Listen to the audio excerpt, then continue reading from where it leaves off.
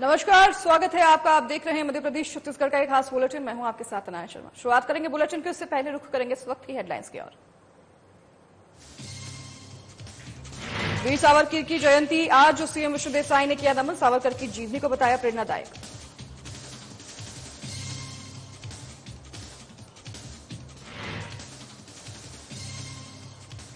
Raipur police को मिली बड़ी सफलता। लॉरेंस अमन गैंग के 4 शूटर को किया गिरफ्तार। सीएम विष्णुदेव साय ने थपथपाई पुलिस की पीठ।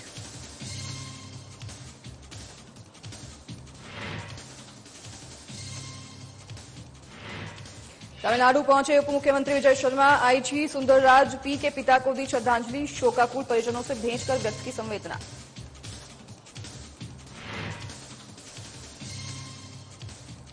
प्रेशर बम की चपेट में आने से महिला घायल। घायल महिला का एम्स में चल रहा इलाज। घायल महिला से अस्पताल में मिले डिप्टी सीएम।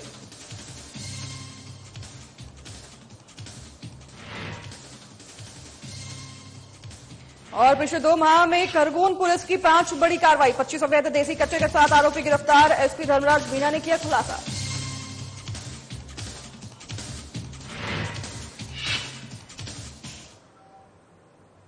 चलिए इसी के साथ आगाज करेंगे बुलेटिन का। बसना के भंवरपुर में स्थानीय प्रशासन, नायब तहसीलदार और राजस्व टीम की मौजूदगी में अवैध कब्जाधारियों की दुकानों में प्रशासन का बुलडोजर एक्शन देखने को मिला।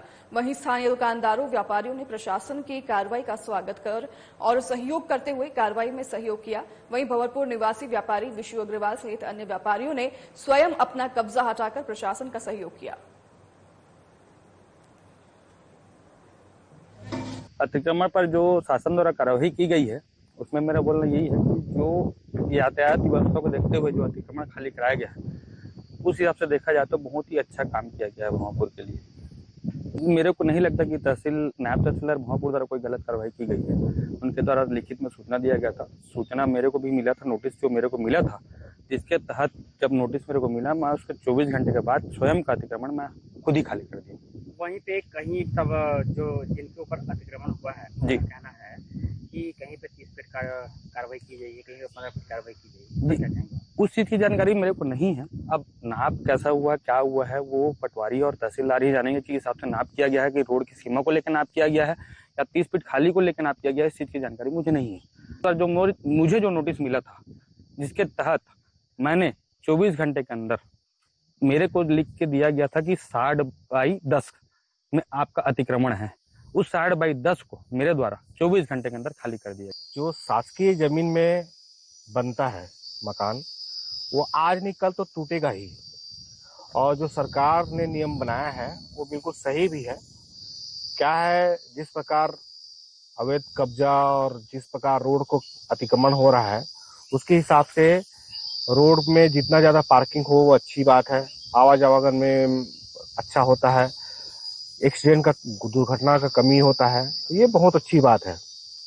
कहीं देखें आप नहीं, इसके बारे में तो मैं ज्यादा नहीं बता पाऊंगा क्योंकि ये अधिकारी लोग ही जानेंगे किस ढंग से कैसे नियम के तहत तोड़े जा रहे हैं। लेकिन जो भी कार्रवाई हो रही है बहुत अच्छी हो रही है और अभी जरूर दुख होगा जिनका टूट रहा है, लेकिन भविष्य में आने वाले समय में ये जब देखेंगे तो बहुत अच्छा रिजल्ट आएगा क्योंकि रोड साफ सुथरा रहे, नाली रहे, आवागमन के पार्किंग रहे तो लोगों को लिए सुविधा होता है। इसमें कुल खसरा नंबर 1315 है, सड़क मत की भूमि है। इसमें 47 अनावैधकों को नोटिस जारी किया हुआ था। तो इसमें से कुछ अनावैधकों ने खुद से अपना 3 दिवस का जो नोटिस हमको इनको समय दिए थे खुद से अतिक्रमण हटा लिया गया है और कुछ अनावैधकों द्वारा अतिक्रमण नहीं हटाया गया है ना। तो वही अभी हम देखते जा रहे हैं और अतिक्रमण हटाने की कार्रवाई की जा रही है। नहीं, ऐसा बिल्कुल नहीं है। जो अपने इनको जो नोटिस मिला था, जिनका इतना अतिक्रमण रिपोर्ट में इनका आया है, वो सारा नाप के इनको तोड़ा जा रहा है। छत्तीसगढ़ के सीएम विष्णुदेव साय झारखंड दौरे के लिए रवाना हुए। आपको बता दें कि सीएम साय झारखंड में 2 लोकसभा में 3 जनसभा संबोधित करते हुए नजर आएंगे। सीएम विष्णुदेव साय राजमहल और दुमका लोकसभा सीट पर चुनाव प्रचार करते हुए नजर आएंगे। तो वहीं झारखंड के लिए रवाना होने से पहले सीएम साय मीडिया से रूबरू होते हुए कांग्रेस पर जमकर निशाना साधा। इस दौरान प्रियंका गांधी के धर्म को लेकर दिए गए बयान को लेकर सीएम विष्णुदेव साय ने कहा कि कांग्रेस पार्टी की बातों पर अब किसी को विश्वास नहीं है। ये देश की जनता का विश्वास पूर्ण तरीके से खो चुके हैं।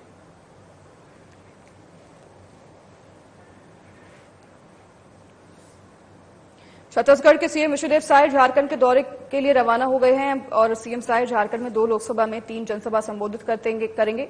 सीएम विष्णुदेव साय राजमहल और दुमका लोकसभा सीट पर चुनाव प्रचार करते हुए नजर आएंगे। झारखंड के लिए रवाना होने से पहले सीएम साय ने मीडिया से बातचीत की और इस दौरान उन्होंने कांग्रेस पर जमकर निशाना साधा।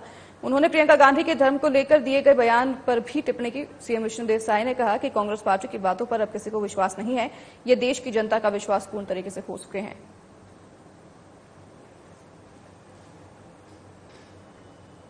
आज झारखंड चुनाव प्रचार में जा रहे हैं। 2 लोकसभा सीट में आज 3 जनसभा है। एक राजमहल लोकसभा क्षेत्र है, उसमें 2 सभा है और एक दुमका लोकसभा क्षेत्र है, उसमें 1 सभा है। अब इन लोगों की बात पर किसी का विश्वास नहीं है, इन लोग जनता का विश्वास खो चुके हैं। झाबुआ में आबकारी विभाग के संयुक्त दल द्वारा 27 मई 2024 को पिटोल टोल नाके के पास स्थित वृंदावन ढाबे के पास 9 ट्रक शराब से भरे हुए होने की सूचना मिली थी। सूचना के आधार पर ट्रकों को विधिवत जांच पड़ताल की गई, जिसमें कि रायरू डिस्टिलरी ग्वालियर से OIDC Silvassa OIDC limited, DNH Vishnu Sagar wine stores और दमन एवं दीव के लिए परमिट जारी किए गए थे, जिनकी वैधता अवधि समाप्त होने पर प्रकरण दर्ज कर वाहन और मदिरा को आबकारी द्वारा कब्जा कर लिया गया है।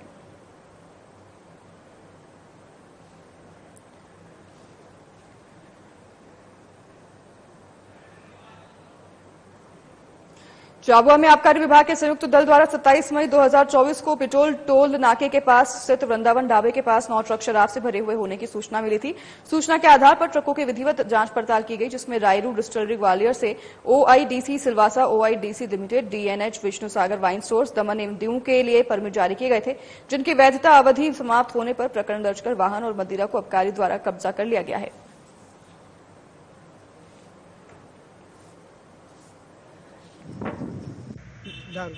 एक नंबर है, 1 नंबर वेद है, परमिट वाली है। हाँ परमिट। और कहाँ से आ रहे थे और कहाँ ले जा रहे हैं? ये जा रही है दमन। कहाँ से रही थी ये? ग्वालियर से। ग्वालियर से आ रही थी। अभी तो आप पिटोल चेक पोस्ट से आए। हाँ, चेक पोस्ट तो पहले 2 किलोमीटर पहले ढाबा पर खड़ा था, हाँ, वहीं से लेके आ रहे हैं।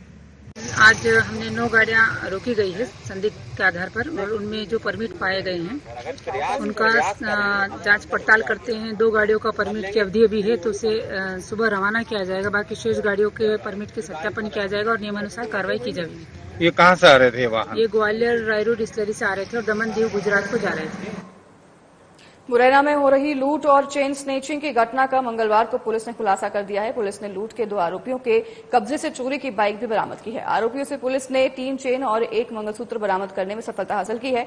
बदमाशों ने इन जेवरों को अलग अलग जगहों से लूटा था। बता दें कि 24 मई को बुजुर्ग महिला के साथ KS पेट्रोल पंप के पास चेन लूटने की घटना को बदमाशों के द्वारा अंजाम दिया गया था। जिसके बाद मुखबिर की सूचना से आरोपियों को गणेशपुर के नंबर 2 स्कूल के पास से पुलिस ने गिरफ्तार कर लिया है। एसपी ने फरार आरोपियों की गिरफ्तारी पर 10-10 हजार रुपए का इनाम घोषित किया था। फिलहाल पुलिस गिरफ्तार आरोपियों से पूछताछ कर आगे की कार्रवाई में जुट गई है।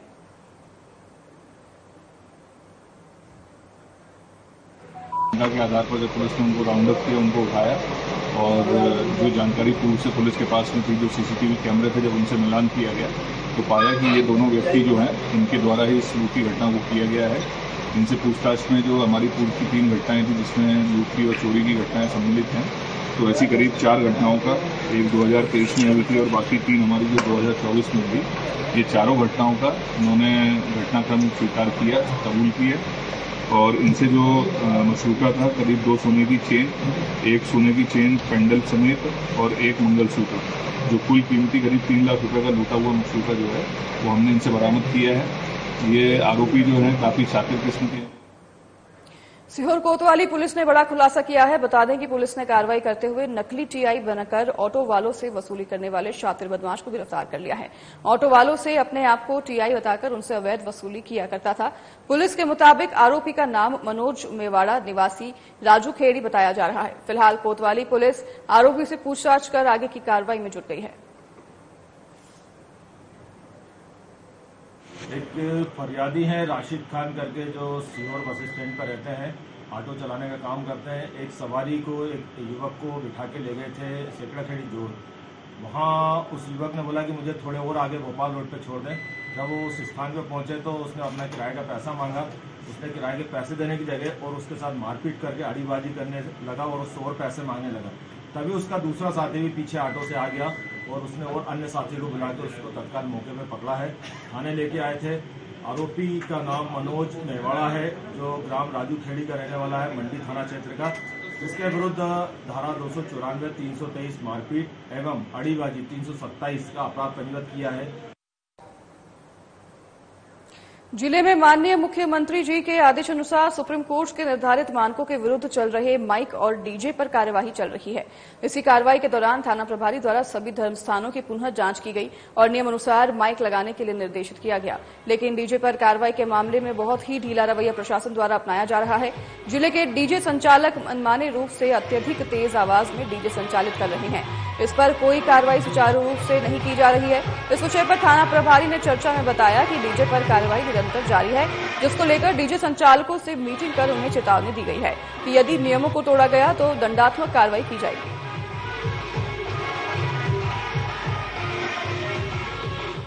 डीजे के खिलाफ हमारी कार्रवाई हुई है और सतत कार्रवाई कर रहे हैं और जो डीजे संचालक हैं उनकी भी हमारी आज भी मीटिंग हुई है और माननीय मुख्यमंत्री जी के जो निर्देश थे उन निर्देशों को हमने उन्हें बताया है और सख्त निर्देश दिए हैं अभी कि कोई भी डीजे संचालक जो नियम बनाए गए हैं उसके अंतर्गत उसका उल्लंघन करते हैं तो उनके खिलाफ कार्रवाई करेंगे। ये हमने उनको निर्देश दिए हैं, उसमें हमारे वरिष्ठ अधिकारी भी जबलपुर के बरेला थाना अंतर्गत ग्राम सिलवा खेर माई मंदिर के पास एक महिला का शव मिलने से क्षेत्र में सनसनी फैल गई है। ग्रामीणों ने इसकी सूचना बरेला थाना में दी है। एडिशनल एसपी प्रदीप कुमार सेंध ने बताया कि सूचना पर पहुंची पुलिस ने शव की शिनाख्त कर उसे सुरक्षित रखते हुए जांच शुरू कर दी है।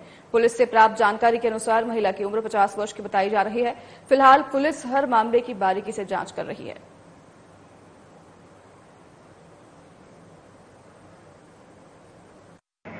ये बरेला थाने का मामला है। कल एक डेड बॉडी मिलने की सूचना प्राप्त हुई थी। ग्राम सिलवा में खेरमाई मंदिर के पास में एक महिला की डेड बॉडी मिली थी।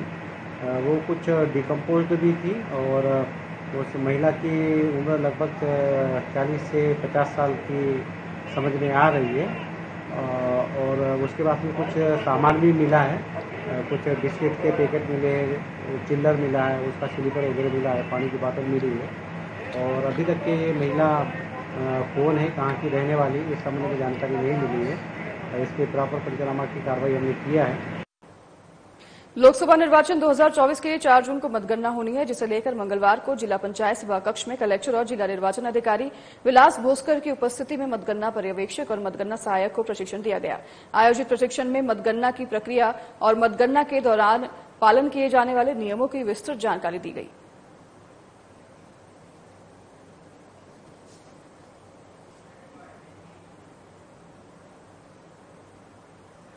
जांजगीर चांपा में 28 मई को अंतर्राष्ट्रीय महावारी स्वच्छता दिवस के अवसर पर जिला पंचायत सभा कक्ष में महावारी के बाद सबके साथ कार्यक्रम का आयोजन किया गया।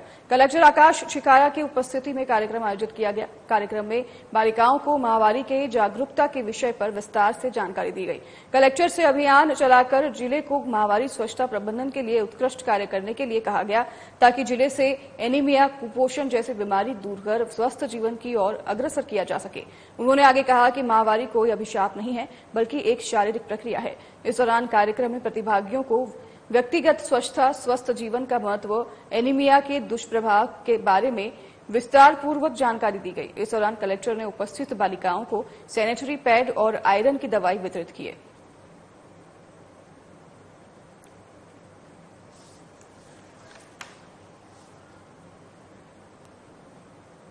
सरगुजा पुलिस ने नौकरी लगाने के नाम पर झांसा देकर ठगी करने के मामले में आरोपी को झारखंड के पलामू से गिरफ्तार किया है। थाना बतौली पुलिस टीम ने मामले में आरोपी के विरुद्ध सख्त वैधानिक कार्रवाई करते हुए आरोपी को धर दबोचा है। मिली जानकारी के अनुसार आपको बता दें कि आरोपी प्रार्थी को एक निजी चिकित्सालय में नौकरी लगाने के नाम पर लगभग 4 लाख रुपए की ठगी की घटना को अंजाम दिया। आरोपी के कब्जे से घटना में प्रयुक्त मोबाइल जब्त कर पुलिस आगे की कार्रवाई में जुट गई है।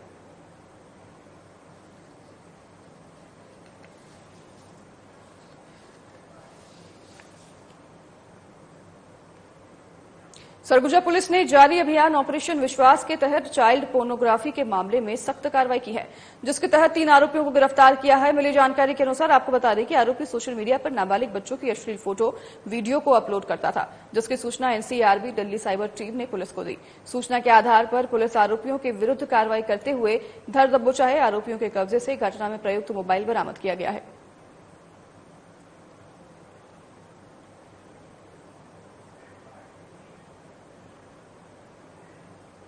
प्रदेश में धर्मांतरण को लेकर लगातार राजनीति चली आ रही है। ऐसे में मंत्री एवं सांसद प्रत्याशी ब्रजमोहन अग्रवाल ने कहा, धर्मांतरण के ऊपर कानून पहले से बना हुआ है। साथ ही उन्होंने कहा कि कानून में ज्यादा कड़ाई लाने के लिए वो आचार संहिता समाप्त होने के बाद कानून लाएंगे।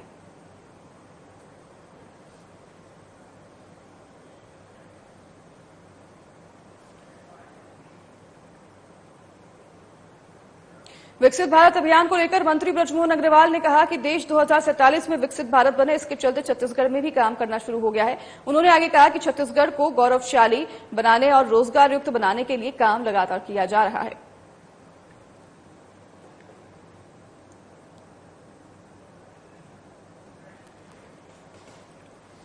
विकसित भारत अभियान को लेकर मंत्री ब्रजमोहन अग्रवाल ने जानकारी देते हुए कहा कि देश 2047 में विकसित भारत बने, इसके चलते छत्तीसगढ़ में भी काम करना शुरू हो गया है। उन्होंने आगे कहा कि छत्तीसगढ़ को गौरवशाली बनाने, रोजगार युक्त बनाने के लिए काम किया जाएगा।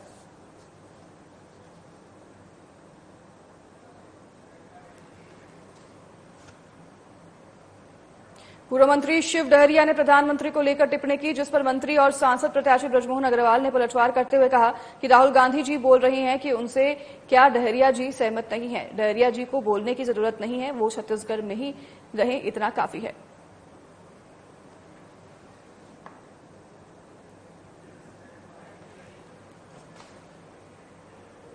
सीहोर के मोतीपुरा में इन दिनों जल संकट गहरा गया है। भीषण गर्मी के चलते पेयजल स्रोत सूख गए हैं। वहीं गांव में जो हैंडपंप लगे हैं वो भी सूखने की कगार पर पहुंच गए हैं। ऐसे में ग्रामीणों के सामने पेयजल की संकट उत्पन्न हो गई है। वहीं करीब 20 दिन पूर्व पीएचई मंत्री और पंचायत मंत्री से ग्रामीण मोतीपुरा में नलकूप खनन कराए जाने की मांग भी कर चुके हैं। मंत्री के द्वारा भी जिले के अधिकारी को निर्देश दिए गए थे कि तत्काल बोर खनन कराया जाए, लेकिन 20 दिन बीत जाने के बाद भी अभी तक इस गांव में बोर खनन नहीं हुआ है। नतीजन ग्रामीण पेयजल को तरस रही हैं और ग्रामीण जनता प्रदर्शन करने को मजबूर हो रही है। वहीं ग्रामीणों ने जल्द समस्या का समाधान नहीं होने पर उग्र आंदोलन की चेतावनी भी दी है।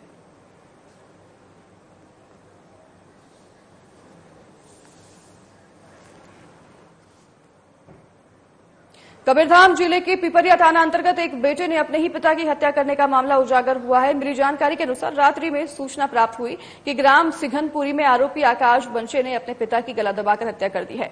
पूछताछ में आरोपी ने बताया कि अपने पिता लक्ष्मी नारायण बंशे के द्वारा शराब के नशे में आए दिन मां से मारपीट करने और भद्दी गाली देने से परेशान था। समझाने की कोशिश भी की, लेकिन पिता ने नहीं माना। फिलहाल पुलिस आरोपी को हिरासत में लेकर जांच में जुट गई है।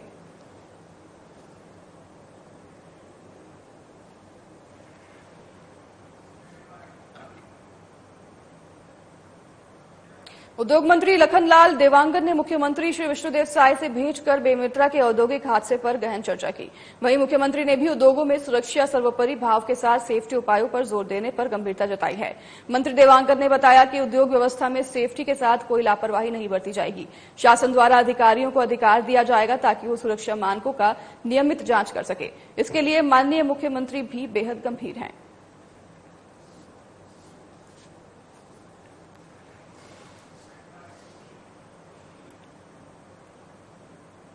अवैध हथियारों को लेकर खरगोन पुलिस ने आचार संहिता अंतर्गत करीब 2 माह में लगातार 5वीं बड़ी कार्रवाई की है। करीब 4,40,000 रुपए कीमत के 25 अवैध देसी कट्टे और पिस्टल के साथ हथियार बनाने की सामग्री जब्त की गई है। आरोपी दिलीप निवासी अंजन गांव सहित आरोपी तकदीर सिकलीगर उर्फ कट्टा निवासी सिगनूर को गिरफ्तार किया है। एसपी धर्मराज मीणा ने साधना प्लस से इस बात का खुलासा किया। इसे लेकर एसपी धर्मराज मीणा ने साधना प्लस ब्यूरो आमिर शेख से खास बातचीत की। क्या कुछ उन्होंने इस दौरान कहा, आपको सुनाते हैं। आचार संहिता अंतर्गत करीब 2 महीने में 5वीं बड़ी कार्रवाई पुलिस ने की है। पुलिस को बड़ी सफलता मिली है। हमारे साथ में एसपी धर्मराज मीणा जी मौजूद, हम इनसे बात करेंगे। सर, किस प्रकार की कार्रवाई, क्या कुछ अपडेट्स है सर? आज खरगोन पुलिस ने बीकन गांव सब डिवीजन में बीकन गांव थाने की गोगावा बमनाला चौकी के पास में सेलदा पुल के पास में एक रेड की कार्रवाई को अंजाम दिया, जहां पे एक व्यक्ति दिलीप पिता गोरेलाल सिसोदिया उसको पकड़ा और उसी की निशानदेही पे एक सिकलीगर जो कि सिगनूर गांव का रहने वाला है तकदीर उर्फ कट्टा उसको मौके से गिरफ्तार करके कुल 25 अवैध फायर आर्म्स का एक बड़ा जखीरा और साथ ही इन अवैध फायर आर्म्स को निर्माण करने वाली सामग्री को भी हम लोगों ने मौके से बरामद किया है।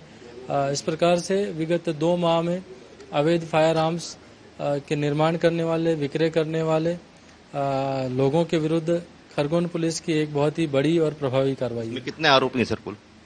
आज की इस कार्रवाई में कुल 2 आरोपियों को पुलिस ने गिरफ्तार किया है और करीब 4.5 लाख रुपए का कुल मशरूका बरामद किया है। बिल्कुल आप देख सकते हैं करीब 4.5 लाख रुपए का मशरूका बरामद किया है। 2 आरोपियों को गिरफ्तार किया। लगातार 2 महीने अंतर्गत जो है ये पुलिस को बड़ी सफलता मिली। 5वीं बड़ी कार्रवाई पुलिस ने की है। खरगोन से आमिर शेख, साधना न्यूज। लोकसभा निर्वाचन 2024 मतगणना को लेकर कलेक्टर ने बैठक की जिसमें राजनीतिक दलों और अभिकर्ताओं ने शिरकत की है। इस दौरान मतगणना को लेकर चर्चा हुई जिसमें कलेक्टर ने कई दिशा निर्देश दिए। कलेक्टर ने बताया कि मतगणना अभिकर्ता के लिए 1 जून तक आवेदन दिया जाएगा।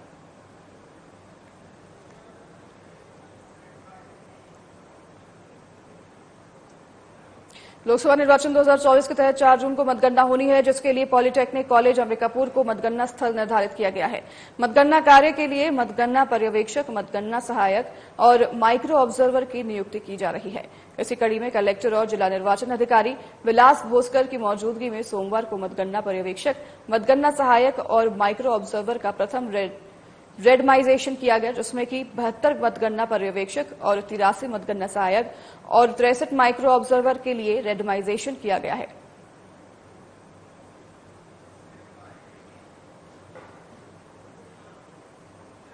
रायपुर के उत्तर विधानसभा से विधायक और ओडिशा चुनाव सह प्रभारी पुरंदर मिश्रा ने भद्रक लोकसभा के चांदबाली विधानसभा में बीजेपी ओडिशा के प्रदेश अध्यक्ष और चांदबाली विधानसभा प्रत्याशी मनमोहन सामल के पक्ष में रोड शो कर प्रचार प्रसार करते हुए उनके पक्ष में वोट के लिए अपील की। रोड शो के दौरान विधायक पुरंदर मिश्रा ने कहा कि बीजू जनता दल और नवीन पटनायक ने ओडिशा की भोली भाली जनता की भावनाओं के साथ खिलवाड़ किया है। उनके हक और अधिकार से उन्हें 25 वर्षों से दूर रखा है।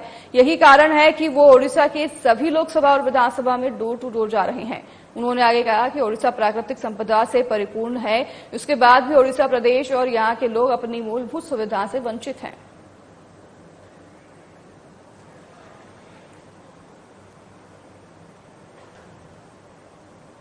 लोकसभा निर्वाचन के लिए संसदीय क्षेत्र कोरबा के मतों की गणना करने आईटी कॉलेज में स्थापित सीलबंद स्ट्रांग रूम 4 जून को मतगणना के दिन ऑब्जर्वर, रिटर्निंग ऑफिसर और राजनीतिक दलों के प्रतिनिधियों की उपस्थिति में खोले जाएंगे।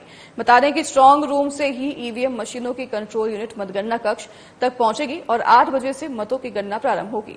वहीं कलेक्टर और जिला निर्वाचन अधिकारी अजीत वसंत ने जिला मुख्यालय स्थित मतगणना केंद्र आईटी कॉलेज झगराहा पहुंचकर 4 जून को होने वाली मतगणना हेतु की जा रही तैयारियों का जायजा लिया।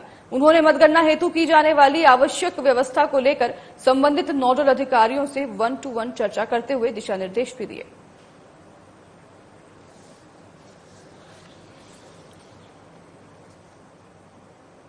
रायपुर पुलिस का निजात अभियान लगातार जारी है। इसी क्रम में पुलिस ने अंतर्राष्ट्रीय गांजा तस्कर को गिरफ्तार किया है।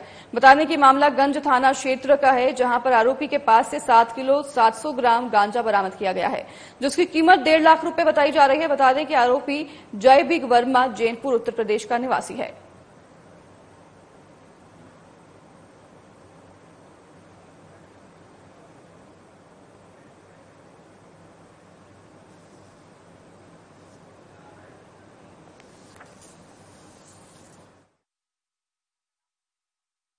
प्राप्त हुई थी। ओडिशा जगदलपुर की ओर से रायपुर की ओर जा रही एक ट्रक में अवैध मादक पदार्थ गांजा के परिवहन किया जा रहा था जिसके बाद सूचना पर NH 30 में रोड फांसा गांव पर ये जांच की गई। आपको बता दें कि रायपुर पुलिस का निजात अभियान लगातार जारी है। इसी क्रम में पुलिस ने अंतर्राष्ट्रीय गांजा तस्कर को गिरफ्तार किया है।